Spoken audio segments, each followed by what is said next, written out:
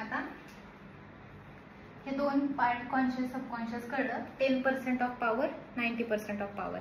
आता स्टोरी आहे का त्या मूवी मधनं खूप छान, आणि बघायची असेल तर बघा. टायटॅनिक हे जहाज खूप स्ट्रॉंग बनवलं होतं, म्हणजे त्या पिरियड मधलं सगळ्यात स्ट्रॉंगेस्ट, आणि कमिटमेंट होती की ते कधीच नाही बुडणार. ओके.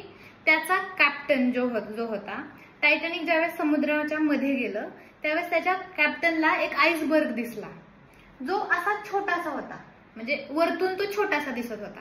तर मग ते काय म्हटले की आपलं जहाज एवढं स्ट्रॉंग आहे की त्या आईसबर्गला टक्कर मारलं तर आईसबर्ग बाजूला सरकेल किंवा तुटेल आणि आपण सहज पुढे जाईल. पण त्यांची चूक ही होती की त्यांना हे माहिती नव्हतं की ते जे आईसबर्ग आहे ते वरती जेवढं दिसतंय त्याच्या 90 पट खाली मोठं आहे. ओके. आणि मग त्यांनी जहाजाची जी दिशा डायव्हर्ट करायची होती त्यांनी ती डायव्हर्ट नाही केली, आणि जहाज टायटॅनिक हे डिरेक्टली त्या आईसबर्गला जाऊन धडकलं.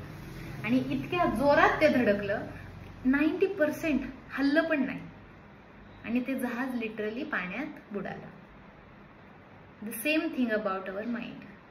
आपल्याला वाटतं की एवढंच आहे, एवढंच आहे, एवढंच आहे, एवढाच इफेक्ट होत असेल, काय इफेक्ट होत असेल. 90% यार. लक्षात आलं.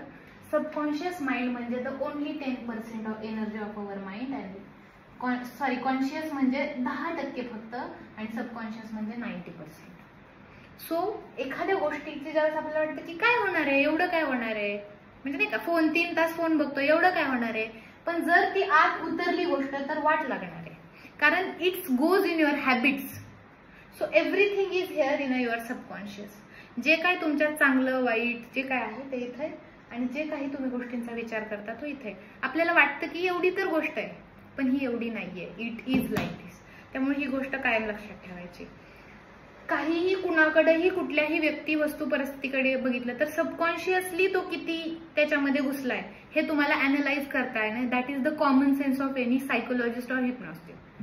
कॉमन सेन्स काय आहे की तुम्हाला समोरून तुमच्या व्यक्ती आला, तो तुमच्याशी कम्युनिकेट करतोय, त्याच्या डोळ्यांच्या मुवमेंट, त्याच्या हातपायांच्या हालचाली, तो कुठली गोष्ट बोलल्या, आपण कुठली गोष्ट बोलल्यानंतर तो जास्त ऍक्टिव्ह आहे किंवा कुठल्या गोष्टीकडे हा हा असं त्याचं नॉडिंग आहे, ह्या प्रत्येक कीन ऑब्झर्वेशन तुम्हाला कराव्या लागतात. मग आपल्याला कळतं की सबकॉन्शियसली ही गोष्ट.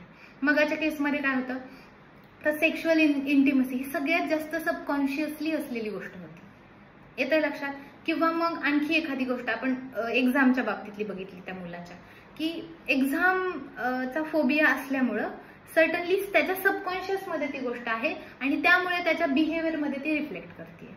त्यामुळं तुम्हाला ह्या दोन गोष्टी, जर if you want to become a psychologist or hypnotist, और म्हणजे एक चांगला माणूस जरी बनायचा असेल जो समोरच्याला अंडरस्टँड करून घेतो, हे नॉर्मल गोष्टी तुम्हाला माहिती पाहिजे. काय आहे कॉन्शियस, काय आहे सबकॉन्शियस, आणि काय आहे मधला हा, काय ह्याला काय म्हणलो आपण, क्रिटिकल फिल्टर. ओके.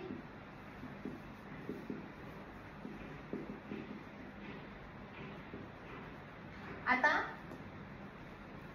ह्या 3 गोष्टी तुम्ही मला समजावून सांगायच्या, शिकवायच्या. प्रॅक्टिस करा.